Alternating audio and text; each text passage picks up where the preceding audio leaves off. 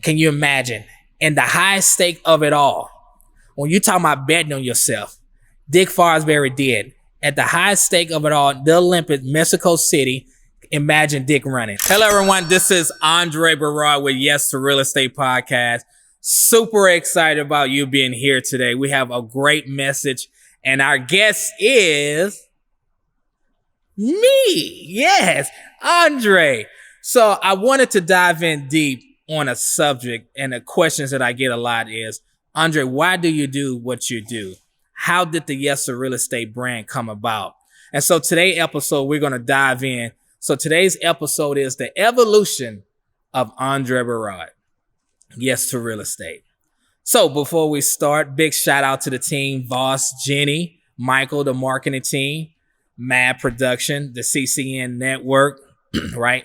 Also, Miss Diamond, the transaction coordinator, Mariah, our buyer's agent, and my partners. Shout out to Javon Cross and Miss Ashley. So I'm also the first vice president of YRD, the Young Realtors Division. Now, what is that? So our whole purpose and mission is to edify, to educate the youth on investing and in investing, right? Because we all know that if you start early and you start young, it's the more opportunity for your money to compound. And the best place for it to compound is real estate. So we educate and inform people and teens about real estate. Also, a big shout out to my brokerage, CR Elite, with the leadership of Rayvon and Janelle. Big shout out to them of their train, their leadership. The mentorship is amazing. Also, I am a top producing agent. So we are on pace to do $30 million in transaction. That's right.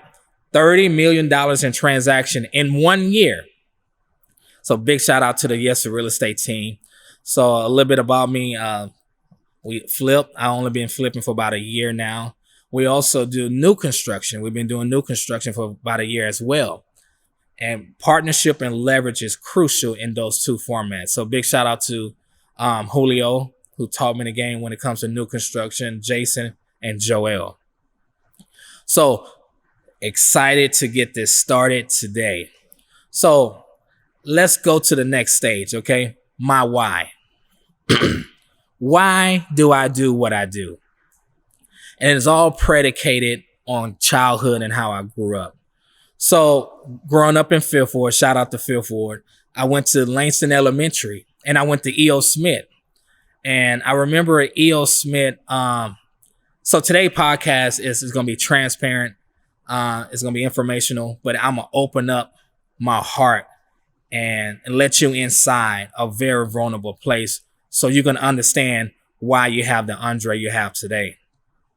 So I remember growing up in Fifth Ward, my mom was on drugs, right? So we all been through transitional moments. And one of those with my mom, she was on drugs for a period of time. So I remember my mom being on drugs. And I remember coming home, mom is not at home. Then I remember going to school and all the kids knew that my mom was on drugs. So can you imagine as a young kid trying to find a safe haven, right? You come home, no safe haven. You go to school, no safe haven. So what do you tend to do when you're in a chaotic situation like that? Well, you begin to act out. And that's what I did. I was a class clown. I was one of the best, right? But I act up and I cut up. And now the knowing what I know now is because I didn't have the love. I didn't have the structure. I didn't have the guidance. And I didn't have the attention. So I remember doing everything I had to do to get attention. And I realized one of the best ways to get attention was for me to act up. And I did it very well in school. And I think also an influence was my dad dying at a young age. I remember my dad dying when I was 5 or 6. I remember them folding up the flag and handing it over to my mom. Shout out to you, Dad. Thank you for your service as well. And I remember as if it was right now, me leaving there, not understanding the impact that it had on my life of not having a father. So not having a father and not having a spiritual father. And then it left it up to my mom to raise my brother and I. And so all of that shaped and mold the Andre that you have today. So I remember no safe haven, growing up poor, I'm talking about the type of poor to where, you take off your socks and you take the socks and you take it to the tub. And for my old folks, you have the little washboard, right? You take those socks, you put a little powder on it, and you just go to rubbing, right? And you go to rubbing. And then remember at a point in time where I would wear the socks 4 days in a row, right? So by the time of fifth day, them jokers couldn't stand the feet and the feet couldn't stand the socks, right? And I remember just taking them off and just start scrubbing, right? So we didn't have the funds to even go to the wash interior down the street. That type of poor. But I understand as I got older, poor is a mindset as well, right? So with being young, I was just operating on what was taught and what I seen as my environment. And that's why the Yes to Real Estate podcast is so important, because we deal with the mindset, and we deal with the mindset for the youth as well. That's why I'm a big advocate on teaching the youth at a young age, edifying and building them up. And that's why the Young Realist division is so, so important.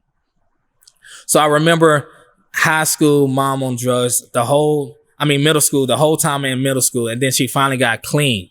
And then a big shout out to my mom, because it was a transitional moment, right? She tried like 7 times to get clean, right? She would do well, and then succumb.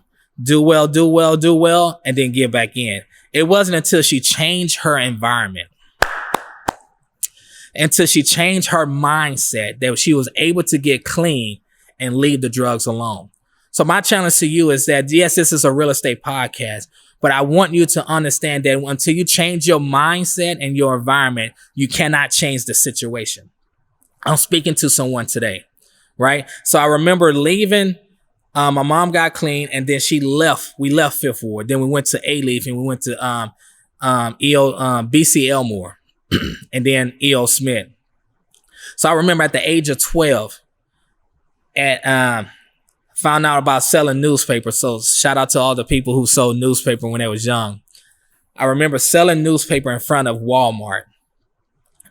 And before I got that position, I had to start at a hardware store.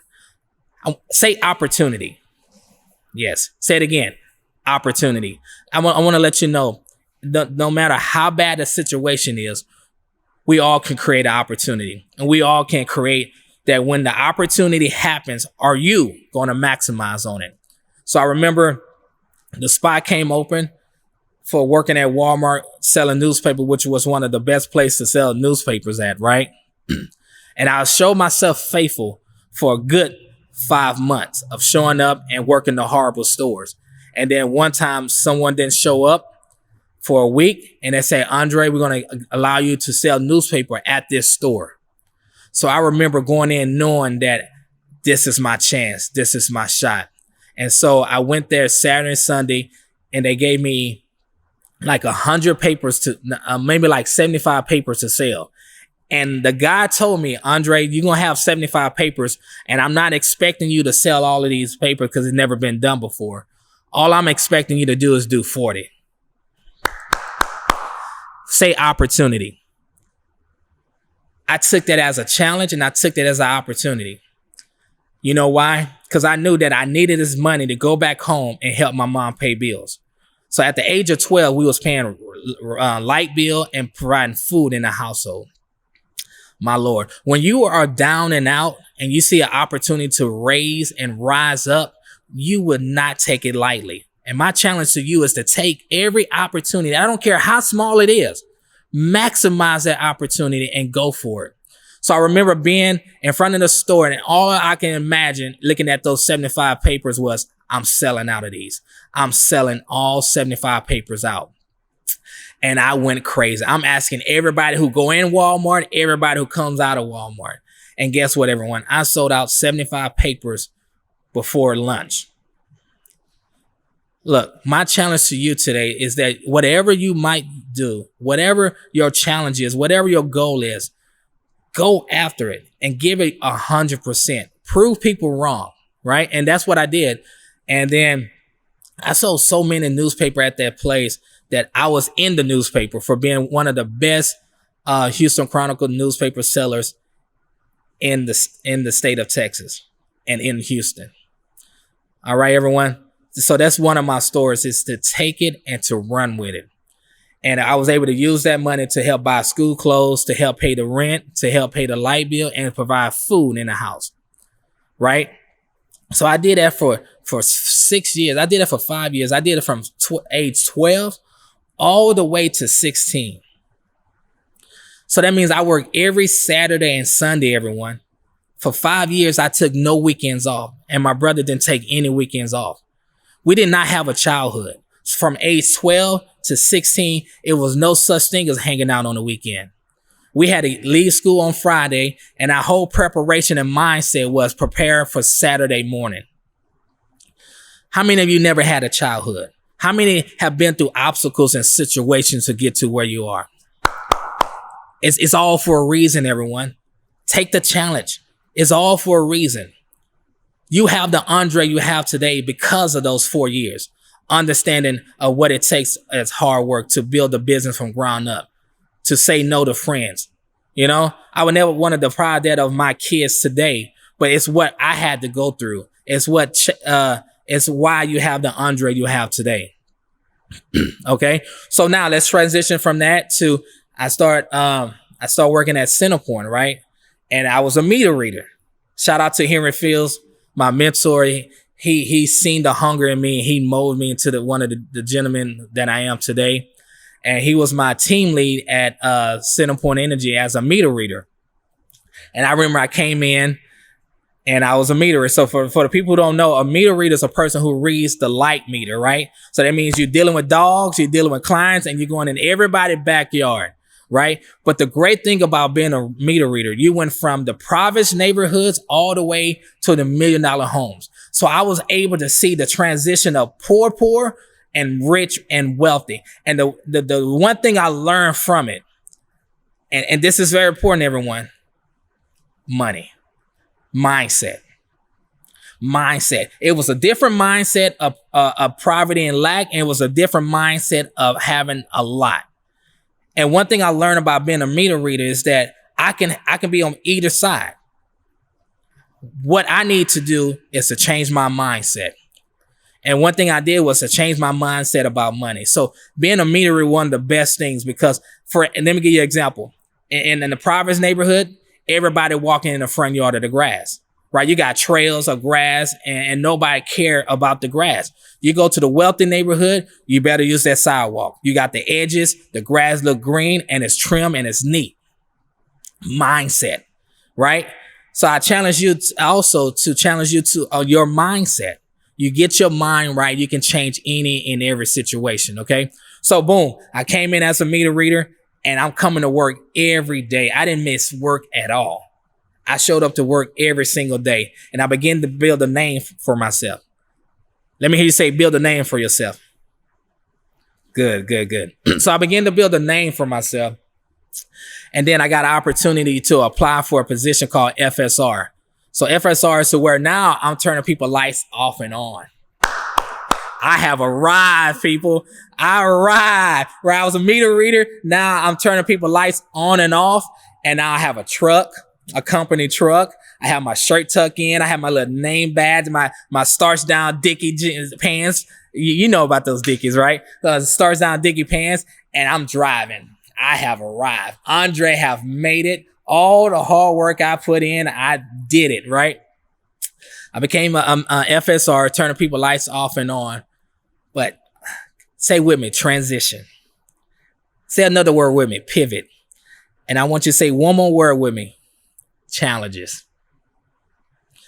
So I've arrived. I'm moving up in the company. I became an FSR and I made a mistake. How many of you made mistakes before?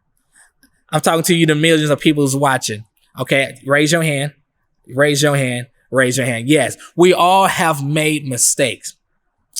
And this one was costly, everyone. So remember, this is a podcast where I'm letting you in my heart. I'm being transparent. I'm opening up the veil so you can see why you have the Andre you have today. So I remember me going to turn off this lady's lights, right? Because that's what we do. We turn power on for people who didn't pay. And I'm driving and I say, I'm about to get me one today. I'm turning off some lights today, right? I began to lose myself, right? I began to understand where I forgot where I came from. So I remember driving up and I'm getting ready to turn out the lights and the lady didn't let me, right? I said, fine. I just called the cops. Hello? Yes, this is Andre Beraud with Centerpoint Energy. And I'm here to turn off someone's lights and I'm having some issues. Can you come out? So the cops came out. He said, what seemed to be the problem? I'm there with my tuck-in shirt, my Dickies on, my nice shoes, and my cologne's on point because I'm not sweating, right? And I said, yes, this lady is hindering me from doing my job. She didn't pay her bill, and I'm here to turn off the lights. And so he said, well, let me take your license. Let me take her license. And I remember, my Lord, I remember him taking my license. And I'm sitting there with my arms crossed, just waiting because I got to finish my job. And I remember him coming back to me. He's saying, Mr. Beraud, you have a warrant out for your arrest. And I began to look. You talking to me? He said, yes, I'm going to have to take you to jail. And I thought it was a joke, but then I realized as he was putting the handcuffs on me that it wasn't a joke at all. And so she also had a warrant. And I remember him cuffing us both and putting us in a seat. And I remember looking at her and she looking at me and she said something so profound. It was sent from God. She said something so profound. She looked at me right in my eye. See, if you wouldn't have called the cops, we wouldn't be here. And I just kept looking straight forward and like, man, she got a point, right? And so I went to jail, got out the next morning, and I went to my job, right?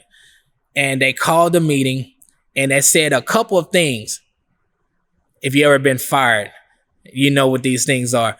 Bring your uniform and bring anything that belongs to the company, especially those keys, right? So I remember being in denial. I'm getting everything. I'm like, there's no way they're going to fire me. I done gave this company 6 years of never missing work. I was committed to the vision. I was all in. I made a mistake.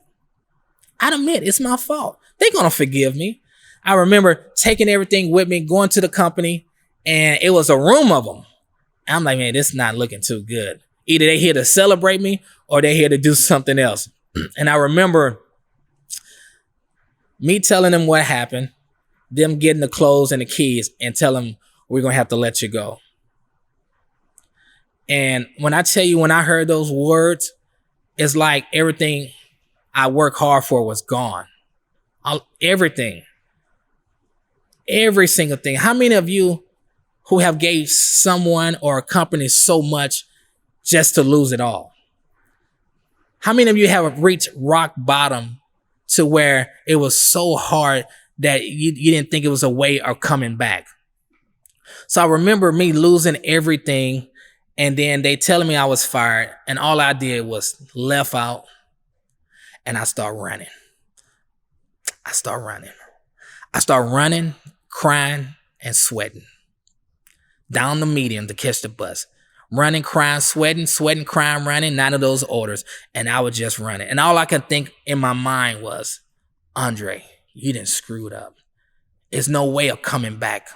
This is it. You had a chance. You had this opportunity and you mess it up. I was so hard on myself.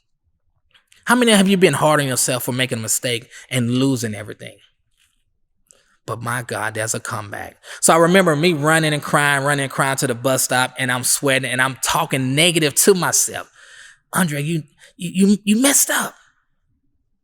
Everything was riding on you, Andre, and you messed up. It's over. It's done. It's nothing else. This is all you knew. So I made it back to the house and I didn't pay my bills, all right? I didn't pay my rent. So I heard this knock on the door. Right? It wasn't FedEx or United Postal Service. It was none of that, right? It was the maintenance guy. So after I heard that knock, boom, I dashed towards the tub as if a hurricane was coming. And I remember me dashing in the tub and hiding. I was balled up, hiding in the tub with the shower curtain, right? And I remember him open up the door and you can hear him going through the home, right? And he finally made it to the restroom, opened the shower curtain. And I remember looking at him and him looking at me. And he told me to get out.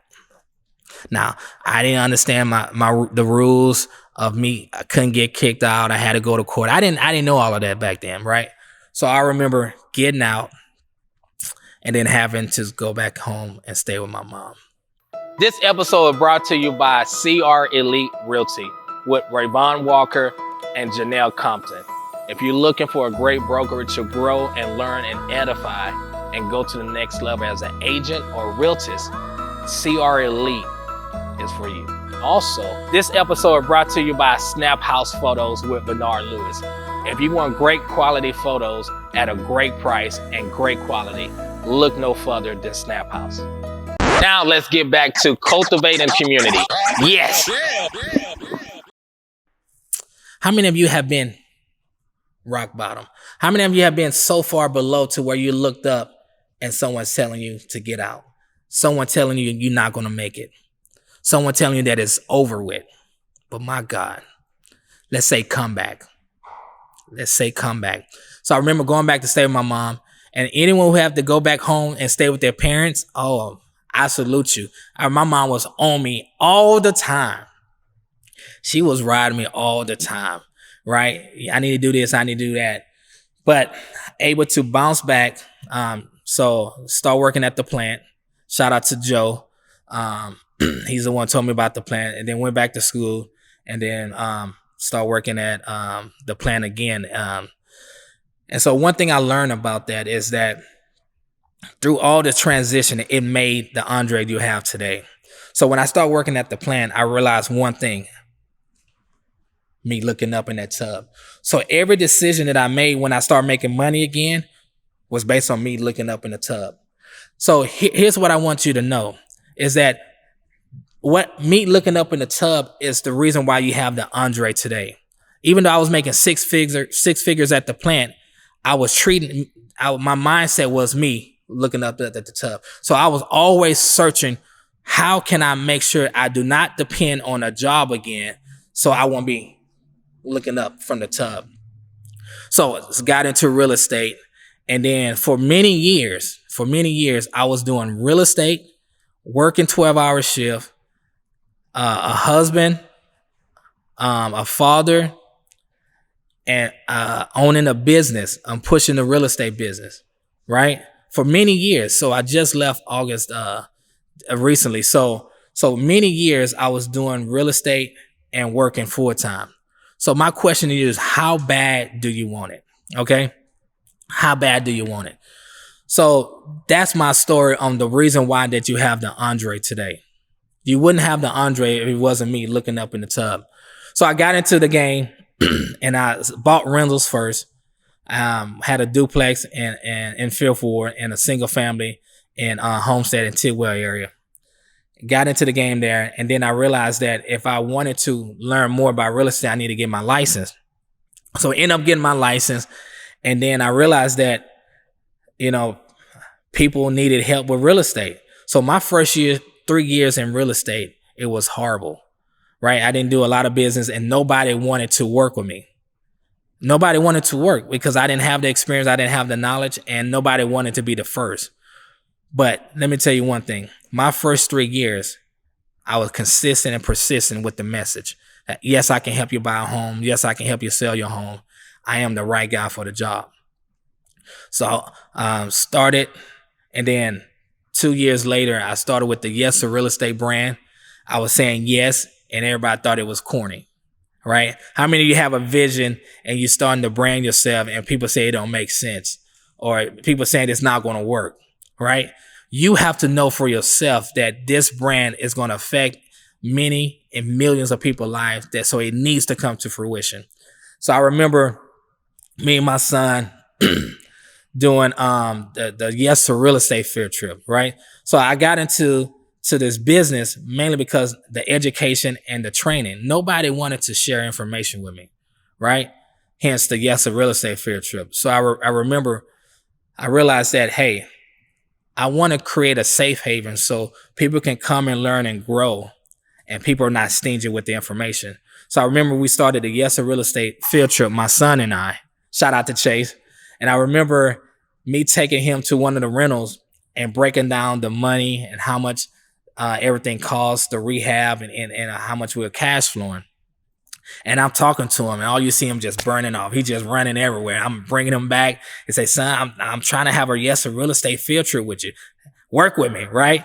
And it was powerful because everything started with that beginning, right? So it started with 2, and now we are having another event.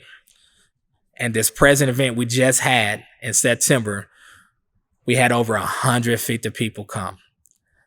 Mad Production was there, CCN Network, amazing people. We had Chris Senegal, did an amazing job with the speaking. We had Janet from EYL came down and did an amazing job with the speaking. And we have my partner, Javon Cross. We had over 150 people come to the event, and it started with 2. How bad do you want it? How bad do you believe in your vision that you will start by yourself? You will start with you and your kids until it comes to fruition. It started with 2, and the past event in September, we had over 150 people, right? We had 10 people who VIP sponsors who gave $500 for sponsorship, right? And then we had over 50 people who VIP for the front row seating at $50 a piece. This event started with no money, with no funds, with just my son and I, adding the right team, adding the right members. Shout out to the team. Shout out with the Jazz, the COO, the founder of CCN Network. Shout out to Mad Production, right? It started with one person, one individual, and you added a team and leverage. It made it into a production. So it's crucial to get started. The evolution of Andre. Let me read this definition of evolution, okay? So evolution, it says the gradual development of something, especially from a simple to a more complex form. The gradual development from 2 to 150. From outside, for all my Yes to Real Estate field trip alumni who've been there since the beginning, we be under a shade tree right before the sun come out. Then the sun come out, we all sweating. We have our towers, we have our fans, and we all standing up. So now in an event center that can hold over 200 people, 250 people, we had over 150 people show up. We had the luxury seating in the front. We have AC, no shade tree. We have food trucks, right? We have music. It's a movement. Let me tell you how important this movement is. On Friday, we had a one-on-one special field trip to where the people came from out of town. Shout out to Tracy. Shout out to Janet. Shout out to Magna. These people came from out of town to join the Yes or Real Estate field trip. So we have an intimate setting on Friday where we had the one-on-one field trip from 11 to 1. We gave them a one-on-one field trip. We showed them the new construction. We showed them the flips, right? And then that Saturday from 11 to 1 is where we had the event, right? And then at that 5 p.m., we had the Yes or Real Estate first annual bowling, right? We came out and bowl. You already know who won. Yeah, you know your boy won. Yes, I did. All right. Shout out to my wife. She's competitive also. And on Sunday, we had the brunch with Janet, the EYL members. Shout out to the EYL members here in Houston. Ashanti Adarius for starting the EY here in Houston. She organized the brunch, right? She organized the bowling, Ashanti and Adarius. So shout out. So it was a whole event. Friday, the one-on-one field trip. Saturday, the event, we had a special guest, Chris Senegal, Janet, and Javon. Then that Saturday evening, we had the first annual Yes to Real Estate bowling. Your boy won, of course. And then Sunday, we had the brunch. So now it went from one person and his son to over 150 people, and it's a weekend event. How bad do you want it? How bad do you believe in your vision? Right? And it takes a team to have this come out. And let me tell you this, and I'm transparent as all outdoors. I'm not the one who thought of the concept. The team did. Right? CCN Network, Mad Production, Voss, Jenny, Michael, right? Mariah, Diamond, my wife, the team thought of the mindset behind everything. So you must have the right team in place that's going to stretch and help you with your thinking. Okay. And then now the new construction. Okay. So we also do new construction now. And we start out, shout out to Julio, who GC the first 2 homes for us and taught me the game on the new construction. Shout out to Demetrius for being a great mentor. Shout out to Chris Senegal as well for insight and structure. So it takes a team. And now we're building 25 new townhomes in Fifth Ward. Let me tell you, last year I wasn't even thinking about new construction. Never done it before. And we're building 2 now, have them under contract, and we're building 25 more townhomes. Shout out to the team, Jacob, right? Jacob Cox, Moses Stye. These are my partners who understood the vision for the new construction. I love you guys. Thank you, Jacob Cox. Thank you, Moses Stye, for believing in vision, for believing in me. And now we're building wealth throughout Fifth Ward. It's very, very important, everyone. I want to end and I want to share this analogy on how sometimes being the first, it's okay being the first. I'm the first millionaire in my family. And my son, Chase, Scholar, they're going to take the business to the next level, right? I'm going to set them up to where now they have the knowledge and the wisdom to become billionaires, trillionaires, right? Continue to stretch, right? And it's okay with being the first. All right. It's okay saying, I don't know. Right. And that's why having a team and having leverage is so important, because your team, when you don't know, you have a team of people who does.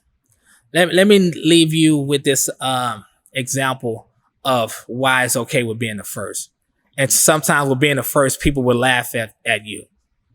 People will say that it's not going to work. Have you ever heard of Dick Fosbury? Dick Fosbury. Have you ever heard of him? Well, let me tell you a little bit about Dick Fosbury, right? He grew up in Oregon, right? He was a track and field star, and he specialized in track and field, right? So Dick Fosbury, he was losing a lot, right? He could never win. He was losing a lot in track and field, right? He was losing. So how many of you ever lost, right? Let's say pivot with me. Pivot. Yes. So Dick Fosbury pivoted, right? So back in 1968 in the Mexico City Olympics, Dick Fosbury, also known as the Fosbury Flop, is the one who came up with the concept of running and high jumping backwards. So before 1968, you have to remember, everybody used to run and jump forward over the pole, right? That was the norm, right? You run, boom, you jump forward. That was the norm. Everyone does it. Everyone did it. It was normal. Imagine you doing something new that never been done before, and everybody is looking at you and saying, that's not normal. Why are you jumping that way? That doesn't make sense. You're not going to win. That's new. That don't make any sense. You are new. CCN Network, who? I never heard of them. A network starting? Mad Production? Production? What have you guys produced? Are you going to believe in the vision so much that you are pushing away the noise and saying, watch me. Watch this. Watch this. Watch this. I'm speaking to the millions of people right now. I want you to raise your hand up, push it out, and just say, watch this. So Dick Fosbury in the 1968 Olympics, he was the first person to ever high jump backwards, also known as a Fosbury jump. Can you imagine? And the highest stake of it all, when you talk about betting on yourself, Dick Fosbury did. At the highest stake of it all, the Olympics, Mexico City, imagine Dick running. Imagine Fosbury running, right? He's running. And then all of a sudden, oh, I'm preaching to someone. All of a sudden, Yes, Lord. All of a sudden, he jumped backwards. And guess what? He broke the record, 7 feet, 4 inches. He's running and boom, jumped backwards and broke the record. Now, guess what everyone is saying now? He did it. We knew you can do it. You defied the odds. You did something never been done before. How many of you are going to push past the naysayers and be the first to do it? How many of you are going to be the first millionaire in your family? How many of you is going to be the first one to sell $1 million listing? How many of you is going to be the first one to develop a whole community? You. Yes, you. You go ahead and run. Do what Fosbury did. Go ahead and run and jump backwards. They'll celebrate you later. But jump out in faith and do it. I want to challenge you today to jump backwards. Now, everyone in 2022, guess what everyone is doing? It's jumping backward. It's normal.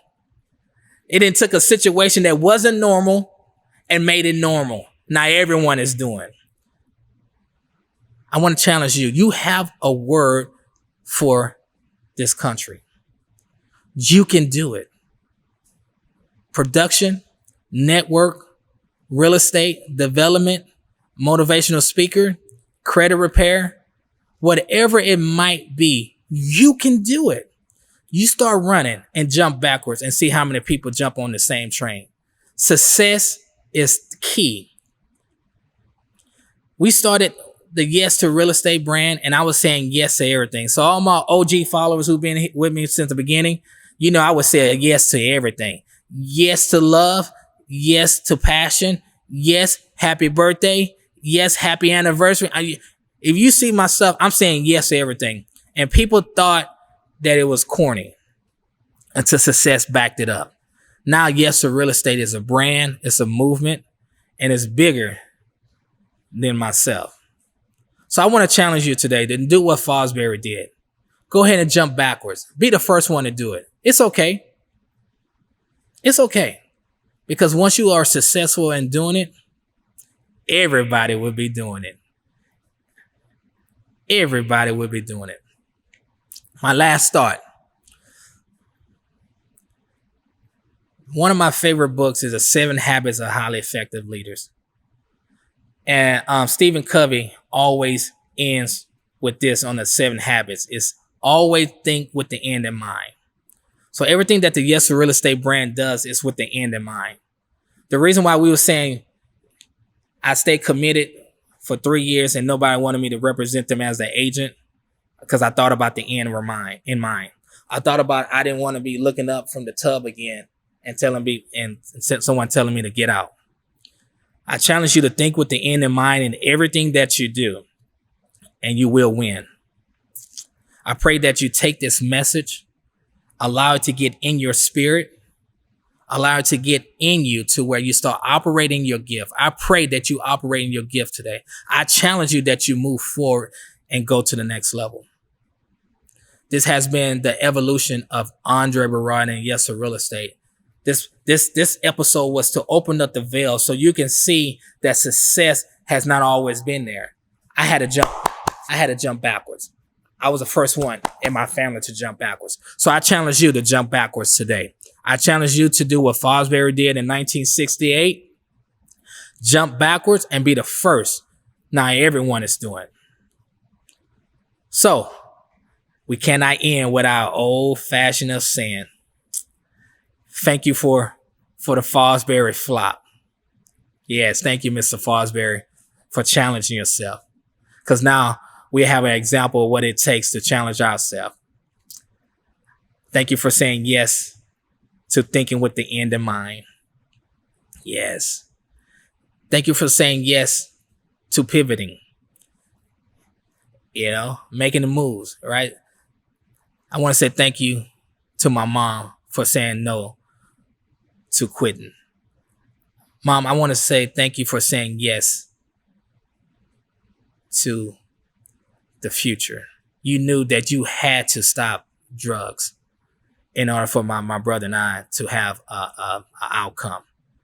So I want to say thank you. I want to say thank you for compassion. I want to say thank you for saying yes to love. I want to say thank you for saying yes to strategy. I want to say thank you for saying the will to continue. And I want to say yes to the millions of people watching that you will win. Your life will never be the same after watching this episode. And I want to say thank you for saying yes to real estate. See you at the top.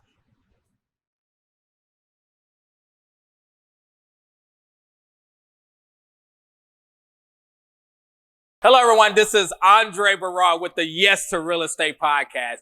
Thank you for watching. Please subscribe and like and check out our other episodes right here on the Community Cultivator Network and the Yes to Real Estate podcast.